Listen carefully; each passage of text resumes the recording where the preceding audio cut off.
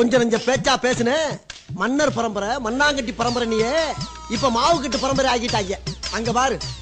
अगर एमजीआर के बाद कोई था तो वो अम्मा जयललिता जी थी, जिन्होंने तमिलनाडु के जनहित और जन कल्याण के लिए अपना पूरा जीवन दिया. தேர்தல் நேரத்தில் எல்லாரும் தான் தம்பி சொல்லுவாங்க. இதே அண்ணாமலை என்ன சொன்னாரு, அம்மாவை பற்றி அவர் இழிவாக பேசுறார். என்ன சொல்றாரு, என் மனைவி, அவருடைய மனைவிங்க, அவர் மனைவி அம்மாவை காட்டிலும் 100 மடங்கு பெரியவங்களாம், ஆற்றலில் சிறந்தவங்களாம். அவங்க அம்மா இருக்காங்களா, அவங்க பெத்த அம்மா, அண்ணாமலையை பெத்த அம்மா 1000 மடங்கு சிறந்தவங்கன்னு இதே அண்ணாமலை திருவாய் மலர்ந்தார். பாரத பிரதமர் மோடிஜியே வந்து அம்மாவுடைய ஆட்சி சிறந்ததுன்னு சொல்லிட்டாரு, தலைவருடைய ஆட்சி சிறந்ததுன்னு சொல்லிட்டாரு. ஏன் எடப்பாடியாரை சொல்லலை, ஏன் சொல்லலைன்றதான் எங்களுக்கு வருத்தம். ஆக தேர்தல் கணக்கில் கொண்டு பாரத பிரதமர் பேசியிருக்கார். आज तमिलनाडु की इस भूमि से मैं उन्हें अपनी श्रद्धांजलि देता हूं. मेरा सौभाग्य है कि मैंने काफी समय तक जयललिता जी के साथ काम किया था. उन्होंने जीवन भर एमजीआर के सिद्धांतों पर चलकर तमिलनाडु के लोगों के विकास और उनके हित के लिए काम किया.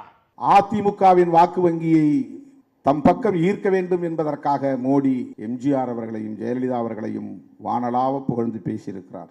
ஜெயலலிதா அம்மையார் உயிரோடு இருந்தபோது மோடியா லேடியா என்று சவால் விட்டவர். கருத்தியலாக அவர்களுக்கு பெரிய முரண் கிடையாது, அமைப்பு ரீதியாக அவர்களுக்கு முரண். அதிமுகவை சார்ந்த தொண்டர்களே, தலைவர்களே, எச்சரிக்கையாக இருங்கள். இது என்னுடைய தோழமையான வேண்டுகோள். உங்கள் கட்சி அழிய வேண்டும், உங்கள் கட்சி சிதைய வேண்டும் என்று சராசரி அரசியல்வாதியாக நான் ஒருபோதும் கருத மாட்டேன். நீங்களும் திமுகவும் இங்கே எதிரும் புதிருமாக 50 ஆண்டுகளுக்கு மேலாக இருந்ததனால்தான் இங்கே சனாதன சக்திகளால் காலூன்ற முடியவில்லை. तिरुनेलवेली चेन्नई वंदे भारत एक्सप्रेस के कारण यहां यात्रा और व्यापार दोनों आसान हुए हैं. ஏற்கனவே இருக்கிற ரயில பெயிண்ட் அடிச்சு மாடலை மாற்றி 500 ரூபாய்க்கு போன சென்னை டு திண்டுக்கல், சென்னை டு மதுரைக்கு போன இடத்துல 3000 ரூபாய்க்கு இப்போ டிக்கெட் விற்கிறாங்க.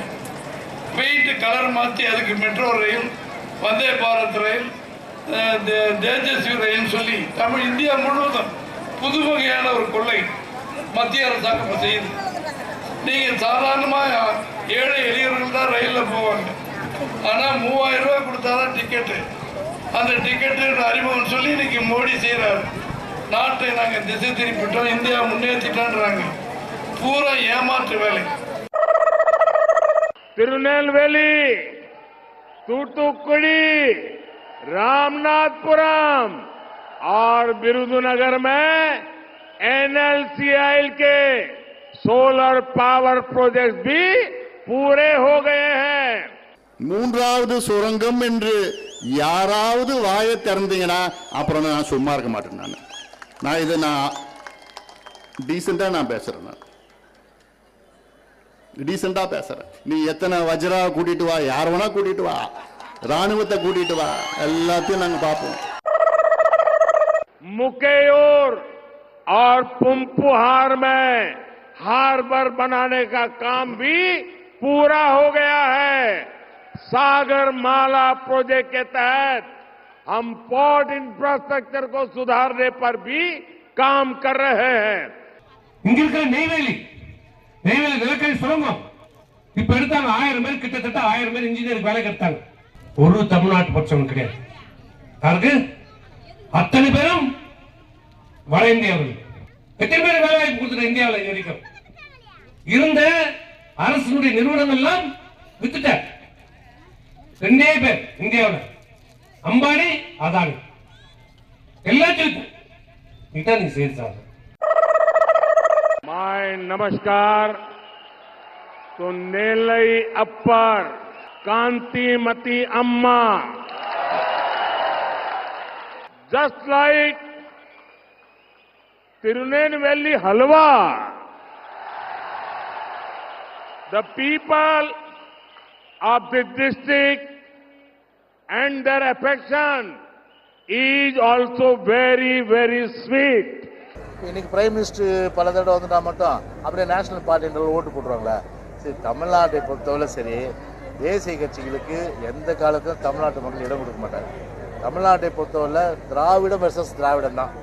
எங்களுக்கு எதிரி திமுக. எனவே அந்த திமுகவை வீழ்த்துறோம். அதான் அதனால் அப்படி தான் எங்களுடைய போட்டி இருக்க முடியாது. எங்களுக்கெல்லாம் பிஜேபிலாம் ஒரு போட்டியே கிடையாது. तो तमिलनाडु इसकी संभावनाओं से भरा हुआ है, इस नई सोच के साथ काम कर रहा है और इसका बड़ा लाभ तमिलनाडु को मिल रहा है. அவர்களே தெளிவாக ஒன்றை சொல்லி இருக்கிறார், தமிழ்நாடு முதலிடத்தில் இருக்கிறது என்று. அதற்கு யார் காரணம்?